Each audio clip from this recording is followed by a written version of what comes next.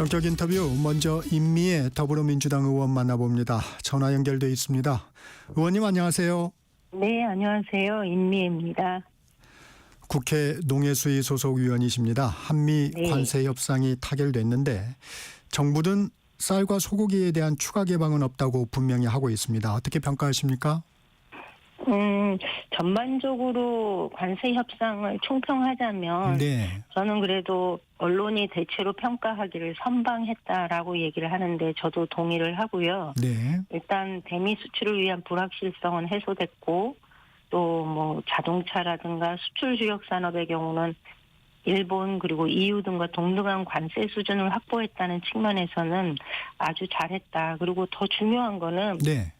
그동안은 저희가 자동차, 반도체 등 수출을 위해서 농산물 시장을 지렛대 삼아서 수출길을 열었었는데 네. 이번 협상에서는 농산물 시장 개방을 지렛대로 삼지 않고 오히려 농산물 시장을 이렇게 보호하면서 다른 산업의 수출길을 마련했다라는 것이 저는 이번 협상에서는 가장 의미 있는 내용이다 이렇게 봅니다. 농산물을 지렛대로 쓰지 않은 부분이 의미가 있었다. 네. 그런데 미국에서는 다른 말이 나오고 있습니다. 트럼프 미국 대통령은 농산물을 개방하기로 했다고 하고 캐롤라인 레빗 백악관 대변인은 쌀을 개방하기로 했다고 합니다. 이 상황은 어떻게 보십니까?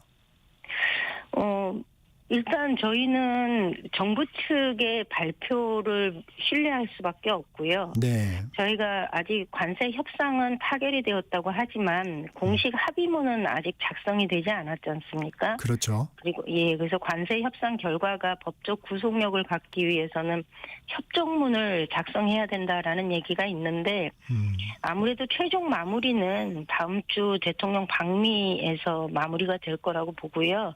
끝까지 최선을 다해야 하는 것 아니냐.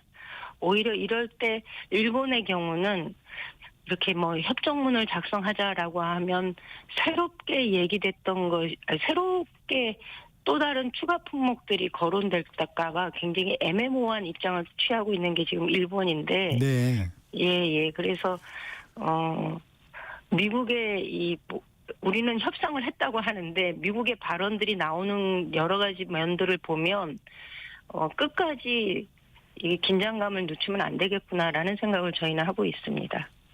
한미 정상회담에서 정리될 가능성이 있어 보이는데 이 부분에 대해서 좀 우리 정부 측에는 어떤 말씀 좀 주시겠습니까? 아까도 말씀드렸지만 그 농산물 시장을 지렛대 삼아서 다른 산업을 지켰던 게 그동안 정부들이 미국과의 협상에서 꾸준하게 보여줬던 태도인데 네. 이번에는 저희가 사실 더 이상 열 수 있는 농산물 시장이 없습니다. 결국은 비관세 장벽이라고 하는 검역을 완화하는 수준이 될 텐데 그것이 국내 생태계나 농업에 끼치는 영향이 매우 심각하다라는 것을 깊이 인식하고 이번 마무리 협상할 때까지 좀 최선을 다해달라라는 얘기를 좀 드리고 싶습니다.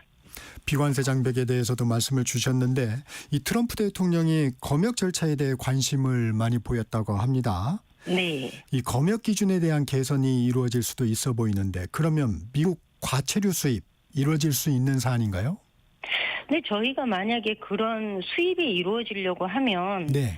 우리나라가 적용하고 있는 검역 기준이 국제 기준이나 국내 기준에서 조금 미국에 대해서 차별적으로 적용하고 있다라는 것이 근거가 있어야 되거든요. 그런데 우리나라가 지금 시행하고 있는 검역 기준은 국내법뿐만 아니라 국제적 통용기준 협정 그리고 국제식물보호협약 등에 따라서 하고 있기 때문에 네. 한국의 검역 절차가 과도하다, 차별적이다 뭐 이런 증거가 없습니다. 거기다 국제제소 사례도 전혀 없고요. 각국하고 협의할 때 국제법과 과학적 근거를 근간으로 하고 있기 때문에 네. 무리하게 비관세 장벽의 완화를 요구하는 건 불가능하다. 이런 생각합니다. 그런데 지금 관세 협상을 보면 이게 논리적이지 않지 않습니까? 그래서 걱정이 되는 사안인데. 근데 이게요, 저희가 검역 문제는 그냥 사과를 수입한다, 그 다른 과일을 수입한다 이렇게 열매 수입 위주로만 생각을 하면 안 되는 게요. 네.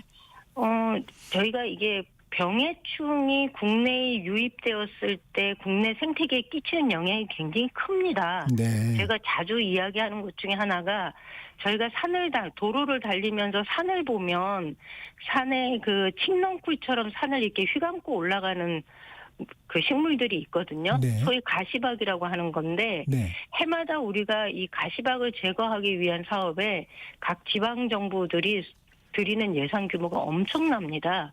근데 이것도 외국에서 들어온 거거든요. 아, 그렇습니까? 네네. 그렇기 때문에 저희 또 과수원에 요즘 많이 성행하고 있는 병이 과수화상병인데요. 네. 2015년도에 미국으로부터 들어왔다라는 것이 그 바이러스가 미국형이다라는 그 결과가 있습니다. 이게 과수화상병이 국내 사과 그리고 배 농가에 퍼지면서 이게 과수화상병이 발생하면 이 나무를 모두 다 제거해야 되고 그 땅에다가는 3년 이상 똑같은 품종을 못 심게 되어 있거든요. 네. 아주 치명적인 질병인데 이런 병해충이 유입되는 것을 우리가 그냥 내버려 둘 수는 없지 않습니까? 그래서 비관세 장벽이라고 하는 것이 이것이 아무리 압력을 넣는다 하더라도 우리 입장에서는 국내 생태계를 지키는 문제고 그리고 이거는 그냥 뭐 법이나 어떤 규정의 문제가 아니라 이건 과학의 영역이다라는 얘기를 저희가 지속적으로 하고 있습니다. 저희가 어떤 품목, 뭐 사과라든가 뭐 유전자 변형 작물, 감자라든가 이런 부분에 집중을 하고 있는데 그에 수반되는 문제들을 좀 지적을 해주시고 계시군요. 네네. 이 사과는 지금 어떤 상황인가요, 혹시? 이 검역 단계가 8단계로 이루어져 있는데요. 네. 예, 미국산 사과는 지금 2단계에 들어와 있고요. 일본 사과는 5단계에 지금 검역 절차가 진행이 되고 있습니다. 네. 예, 수입에 대한 요청이 들어오면 그것을 처리하는 과정에서 수출을 하려고 하는 나라에서 발생하는 병해충에 대한 예방책이 어떻게 되어 있고 그것이 국내에 어떤 영향을 끼치는지에 대한 조사가 이루어지고요. 네. 예. 그래서 만약에 그 모든 것들이,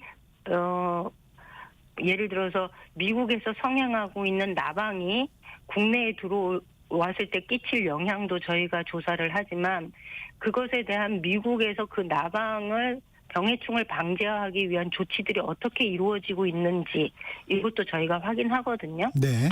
예. 그런 다음에 이게 수입 절차가 될때 국내에 혹시 모르니까 뭐 알이 들어올 수도 있는 거잖아요. 과일에 네. 묻어서. 그래서 뭐 소독이든 훈증이든 이런 열 처리를 하든 뭐 이런 방식을 통해서 들어오게 되는데 미국산 사과는 지금 현재 2단계로 아직 그 진척 속도가 굉장히 느리다라는 말씀 드릴 수 있습니다. 그러면 거의 초기 단계군요, 2단계면. 네, 근데 이게 일부러 이렇게 늦춘 거 아니냐라고 얘기를 하는데 그런 건 아니고요. 네. 미국이 수입 요구를 하는 다른 농산물이 있으면 이게 진행하다가 이것 좀 먼저 해줘라고 하면 다른 것들을 또 먼저 합니다. 예를 들면 캘리포니아산 오렌지를 먼저 해줘 그러면 먼저 하게 되어 있고요. 네. 그러다 보니 이게 사과가 자꾸 뒤로 밀리는 거고 실제로 사과가 미국산 사과가 국내에 들어왔을 때 그다지 경쟁력이 없다라고 판단을 하면 미국 입장에서도 이 순서를 뒤로 자꾸 미루게 되어 있거든요. 이래서 늦어지는 거지 우리가 뭐 특별히 의도적으로 예, 이것을 수입을 안 하기 위해서 미루고 있다라는 거는 아니기 때문에 미국도 그것을 무리하게 요구해서는 안 된다라는 얘기를 저희가 하고 있는 거죠. 그 유전자 변형 작물, 감자 이 부분은 거의 지금 마지막 단계인가요? 소위 유전자 변형 작물 중에서도 GMO가 있고 LMO가 있는데 LMO 네네. 작물에 대해서는 지금 절차가 꽤 진행이 되고 있습니다. 그래서 지금 이게 감자가 국내에서는 자급률이 100%거든요. 네. 예, 그런 상황에서 이 감자가 LMO 감자가 들어온다고 하면 뭐 그것이 그냥 시장에 풀리는 게 아니라 가공용으로 들어온다고 했을 때 네. 미국은 그걸 유심히 봐야 됩니다. 이게 한번 우리나라 사람들이 식품에 대한 그 인식이 굉장히 까다롭거든요. 그래서 LMO 작물이 들어온다. 그리고 그것이 아이들의 건강에 끼치는 영향이 우려된다라는 판단이 들면 시장에서 결코 긍정적인 반응을 끌어내기 어렵기 때문에 수입 요구를 할 때도 좀 신중하게 해야 되는 것이 아니냐라고 저희는 보고 있습니다. 실제로 그 실효성이 그렇게 크지 않을 것이다. 네. 그 저희가 감자가 또 그렇게 비싸지 않아요. 해마다 보면은. 사과나 이런 과채류는 어떻습니까? 이게 농가에 주는 영향은 만약에 이제 이 단계들을 다 거친다 하면 농가에 주는 영향은 어느 정도나 될까요? 저는 국내산 사과가 사실은 가격에 있어서는 국제 기준에서 비교했을 땐 굉장히 높지 않습니까? 그래서 많은 소비자들이 우리도 사과 먹고 싶다 이런 얘기들을 참 많이 하세요. 그동안 네. 기후 문제로 그 수확량이 급감하면서 가격이 상승한 요인이 있었고, 그랬을 때 만약에 이 모든 절차가 진행이 돼서 몇 년 후에 사과 시장이 개방이 된다고 하면 국내 사과 생산 농가에 끼치는 영향은 저는 굉장히 심각하다. 일단 가격에 있어서 경쟁력을 확보하기 어렵기 때문에 아하. 사과 농가가 겪을 경제적 타격은 매우 심각하다. 어쩌면 사과 산업이 근본적으로 전환되지 않으면 이렇게 대과 위주의 생산에서 중소가 위주로 소비자들이 손쉽게 먹을 수 있는 사과로 품종을 전환한다거나, 또 우리나라는 지금 사과를 주로 깎아 먹는데 네. 외국가의 사과는 그냥 껍질째 먹거든요. 껍질이 얇거든요. 우리나라 사과는 껍질이 두껍고. 그런데 이런 식으로 외국계 수입물과 이렇게 좀 경쟁할 수 있는 상황으로 가격과 품종을 개량해 나가지 않으면 우리 입장에서는 굉장히 어려움이 예상된다 이렇게 보고 있습니다. 이 앞서도 잠깐 언급해드렸지만 한미 간 이 발언의 엇박자 관련해서 국민의힘에서는 국민과 농민들 피해가 없도록 정부의 정확한 설명이 필요하다는 주장인데, 네. 이 전략적 모호성을 견지하는 게 유리한 건가요? 어떤가요? 그 일본이 지금 전략적 모호성을 견지하고 있거든요. 네.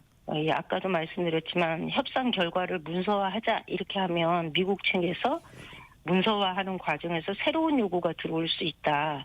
그래서 전략적인 애매모호함을 유지하고 있는 것이 지금 일본의 태도인데, 네. 이 협상이라는 것이 뭐 지금 국민의힘에서 주장하는 것처럼 전략적 모호성이 필요하냐, 정확하게 해야 된다 이렇게 얘기도 하지만 협상이라는 게 사소한 사건으로도 영향을 줄 수 있다라고 저희는 보고 있기 때문에 네. 국민의힘에서 오히려 불필요하게 불안감을 조성하거나 협상 결과에 대해서 폄훼하거나 이러는 것이 최종 협상이 이루어지기 전까지는 도움이 되지 않는다. 저는 이렇게 보고 있습니다. 네. 지금 7월 국회 마지막 본회의가 열리고 있습니다. 농업사업법 가운데 남은 2개 법안이죠. 양곡관리법과 농수산물 유통 및 가격안정법이 어제 국회를 통과했습니다. 양곡관리법 통과로 어떤 변화가 생기게 되나요? 이 양곡관리법하고 농안법을 좀 한꺼번에 묶어서 말씀드리고 싶은데요. 네. 저는 오히려 이런 질문을 좀 드리고 싶습니다. 왜 우리는 해마다 농산물 파동을 겪느냐. 네네. 우리나라 국민이 인구가 그렇게 들쑥날쑥한 것도 아니고 소비하는 양이 대체로 정해져 있고 어느 시기에 어떤 품목이 소비가 되는지도 알고 있고, 그런데 우리는 해마다 농산물 파동을 겪고 있고 농민은 수확기 때마다 농산물을 갈아엎고 항의를 하고 있고, 그리고 소비자는 가격 등락이 워낙 롤러코스터 같아서 네. 늘 이것을 감당하고 살아야 되는 게 소비자들의 어려움인데, 네. 우리는 왜 이거를 지금처럼 과학이 발달한 시절에 늘 소비자들도 이런 불편함을 감수하고 있고 농민들도 경제적 어려움들을 감내해야 되는가라는 측면에서 본다면 생산하는 사람들 입장에서는 생산이 안정적으로 될 수 있도록 뭔가 보장이 되어야 되는 게 있지 않습니까? 그렇죠. 예. 그런 생산의 안정성을 보장하기 위해서 저희가 마련한 법이 양곡법과 농안법이다. 이렇게 말씀을 드릴 수 있을 것 같습니다. 그러니까 첫 번째로 사전 수급 관리 체계를 최대한 강화하겠다. 그래서 시도별, 그러니까 지역별로 수급관리센터를 설치하고 계약 재배 등을 활성화해서 농가가 안심하고 농사를 지을 수 있도록 하겠다. 그로 인해서 만약에 생산량이 과잉된다거나 최대한 저희는 이것을 조절하려고 시도별 단위로 조절하기 위한 생산 조절 계획을 작성하는 것을 원칙으로 하고 있는데요. 네. 혹시 또 모르지 않습니까? 기후 문제 때문에 가격이 폭등하거나 폭락할 우려가 있는 게 또 농산물이기 때문에 네. 이런 경우에는 생산자에게는 최소한의 생산비를 보장하는 방식으로 해주겠다. 그래서 농가의 어려움들을 저희가 좀 최소화시키겠다라는 것이 이번에 통과된 농안법과 양곡법의 내용이고요. 네. 반면에 이제 소비자 입장에서는 정부의 비축 기능을 최대한 강화해서 안정적으로 공급할 수 있도록 하겠다라는 것이 이 법안에 담긴 내용입니다. 기본 목표가 오히려 수급 관리다. 자꾸 그 네네. 후속 부분의 어떤 보상이라든가 이런 그런 부분을 많이 바라보는데 기본적인 목표 자체가 수급 관리에 있다. 이렇게 네. 이해해도 되겠습니까? 예, 아주 잘 정리해 주셔서 고맙습니다. 그런데 농민단체에서 당초안보다 좀 후퇴했다. 이렇게 반발하고 있다는데 어떤 부분인가요? 몇 가지 이야기는 하는데요. 네. 예를 들어서 이 식량 자급률 목표를 국제 기구의 권고 등을 고려해서 관리해야 된다. 이렇게 개정된 거는 잘못됐다. 원래 우리가 개정안에 지난번에 부결된 개정안에 공공비축 양국을 국제 기준보다 확대해야 된다. 이런 의무를 넣었었는데 이게 삭제된 거예요. 아하. 그러니까 후퇴한 거 아니냐라고 얘기를 하는데 실제로 국제기구의 권고를 법률에 명시하는 게 적절한가라는 이제 지적이 있어서 이 표현을 완화하면서 식량 자급률 목표 등을 고려해서 관리해야 한다라고 개정을 했는데 표현의 문제이지 정신을 왜곡하거나 축소한 것은 아니라는 말씀을 드리겠습니다. 이게 여러 가지 이야기들을 하시는데 내용은 충분히 담았고 정신이 훼손되는 일은 없도록 이번에 개정안이 이루어진 건데 저희가 조금 더 농민단체들이 우려하는 부분에 대해서는 설득을 해나가도록 하겠습니다. 이 쟁점 법안이었습니다. 전 정부에서 거부권도 행사했던 법안인데 여야 합의를 이뤄냈어요. 어떤 부분이 네. 좀 컸습니까? 지난번에 거부권 행사할 때도 국민의힘도 조금 더 논의하자라는 태도였습니다. 법 정신을 반대하는 것은 아니다라는 얘기를 했었거든요. 왜냐하면 그분들도 농촌 지역에서 겪는 어려움, 현장에서 농민들의 하소연을 다들 이해를 하고 있었기 때문에 그런데 이번에 결정적으로 통과가 될 수 있었던 거는 쌀의 경우 사전에 수급을 조절하자라는 것 그리고 그것을 위한 예산을 확보할 수 있는 기재부의 적극적인 태도 변화. 이거는 결국 정권이 바뀜으로 해서 가능했던 일이거든요. 네. 이제 그러다 보니 국민의힘에서도 논의하는 과정에 적극적으로 참여했고 표결에서도 찬성표를 던졌던 거죠. 다른 정치 현안도 좀 살펴보겠습니다. 정청래 의원이 새 당대표로 선출이 됐습니다. 이 압도적인 표 차이였는데 이건 좀 어떤 의미로 해석하세요? 아무래도 저희 당원들이 요구하는 지금의 시대 정신은 지난 계엄 이후에 개혁의 완성, 네. 그러니까 그 검찰, 언론, 사법개혁의 조속한 마무리 이것을 요구하는 당원들의 그 요구가 정청래 대표의 압도적인 승리를 가져온 것 아닌가 이렇게 평가하고 있습니다.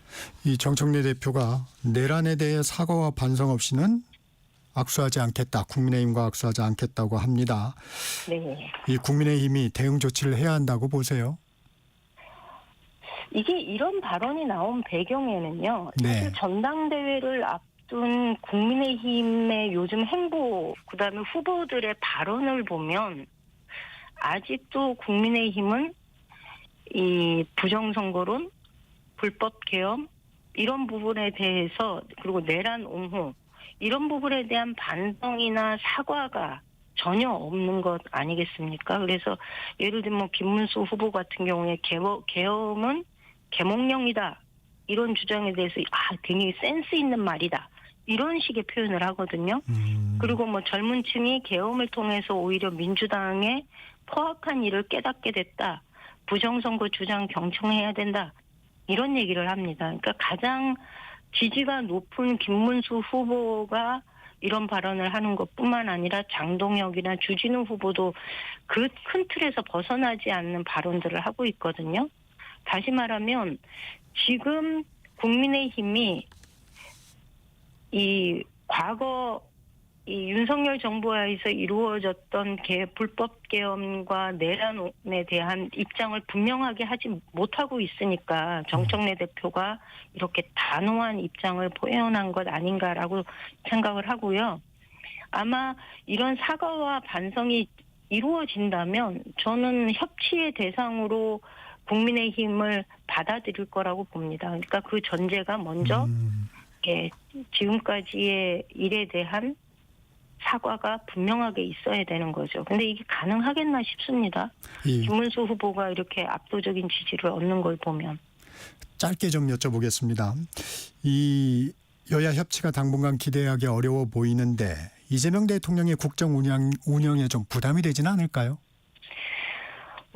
이재명 대통령은 그것과는 관계없이 그래도 꾸준하게 정기적으로 이 여야 대표 간에 소통을 하고 자리를 있고 마련하고 있기 때문에 저는 큰 문제는 없다고 봅니다. 정청래 대표도 당선되자마자 그런 얘기 했거든요.